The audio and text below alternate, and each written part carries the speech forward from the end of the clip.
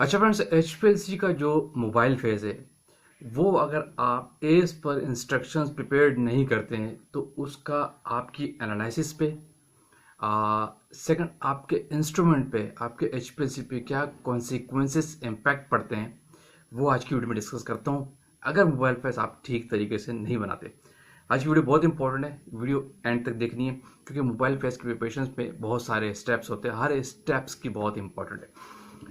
तो आगे चलने से पहले आप देख रहे हैं मेरा चैनल वॉइस ऑफ कियानी और मैं सफदर खान कियानी।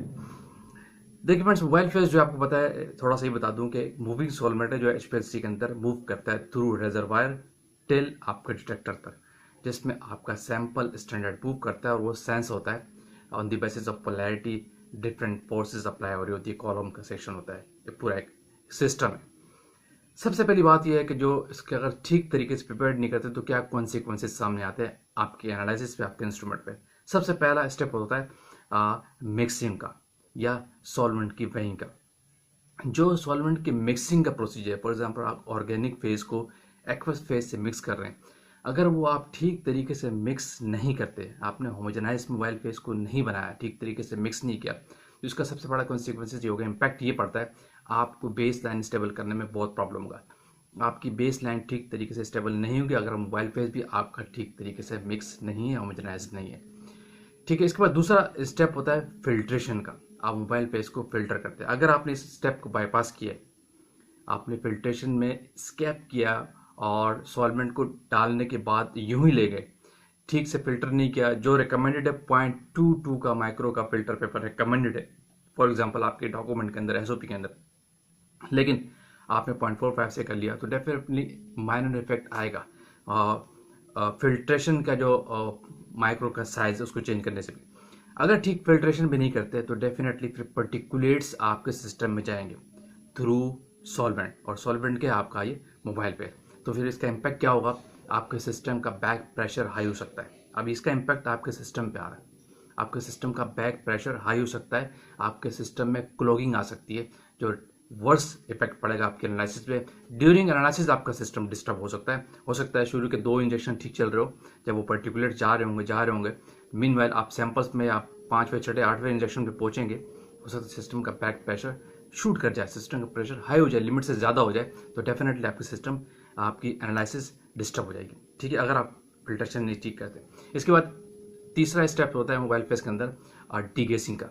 अगर आपने इस स्टेप को भी स्कैप कर दिया, डीगेस नहीं किया आपने, नो इशू, कोई प्रॉब्लम नहीं, मैं ले जाता हूँ, तो डेफिनेटली आपके सिस्टम के अंदर, या आपने डीगेस सही तरीके से नहीं किया, डीगेस करने का तरीका है, तो सिस्टम में डेफिनेटली आप मोबाइल फेस के अंदर एयर बबल्स होंगे, जो सॉल्वेंट को मिक्स करने के दौरान डिफ्यूजन के फेनामिना में एयर बबल्स क्रिएट होते हैं जब आप एक्वस फेस को नॉन एक्वस फेस से मिक्स करते हैं, तो वो जो एयर बबल्स है वो भी डेफिनेटली आपके सिस्टम में जा रहे हैं। अब इसका इम्पैक्ट क्या है कि आपके सिस्टम की आरएसडी आउट हो सकती है, आपके जो जितने इंजेक्शंस लगा रहे हो उनमें वेरिएशन आ जाएगा एरिया में, क्योंकि सिस्टम में एयर जाएगी डेफिनेटली, और सिस्टम का प्रेशर भी डाउन हो सकता है। जब सिस्टम में एयर गई, सिस्टम का प्रेशर लैप्स हो जाएगा, तो आपकी एनालिसिस डिफेक्ट्स हो जाएगी, आपके एनालिसिस इफेक्ट कर जाएगा, सिस्टम का प्रेशर डाउन हो गया, आप एनालिसिस आगे नहीं लेके जा सकते।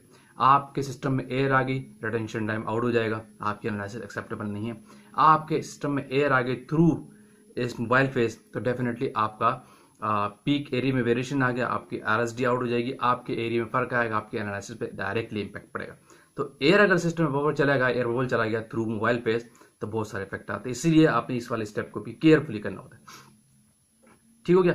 दूसरा, इसके इसके इनसे पहले एक और स्टेप था प्रिपरेशन के अंदर, मोबाइल फेस की पीएच का, वेरी इंपॉर्टेंट फैक्टर है, ये बहुत इंपॉर्टेंट चीज़ है। अगर आप मोबाइल फेस की पीएच ठीक तरीके से मेंटेन नहीं करते, नंबर 4 पॉइंट बता रहा हूँ, वैसे ही पॉइंट तो प्रिपरेशन के अंदर ही है, नो इशू।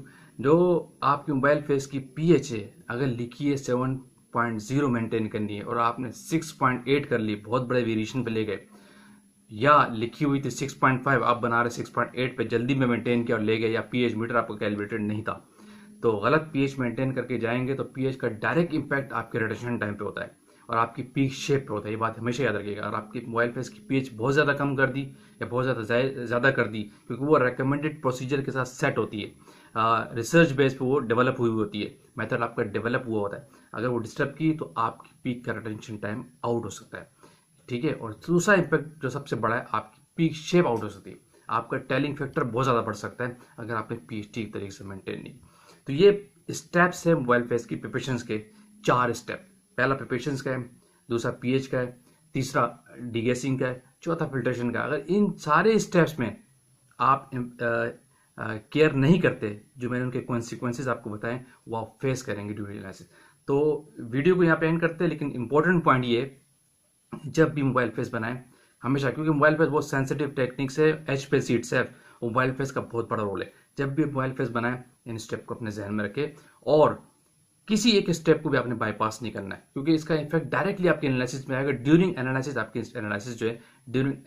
एनालिसिस डिस्टर्ब हो जाती है। तो इसीलिए हमेशा मोबाइल फेस को बहुत केयरफुली बनाया करें।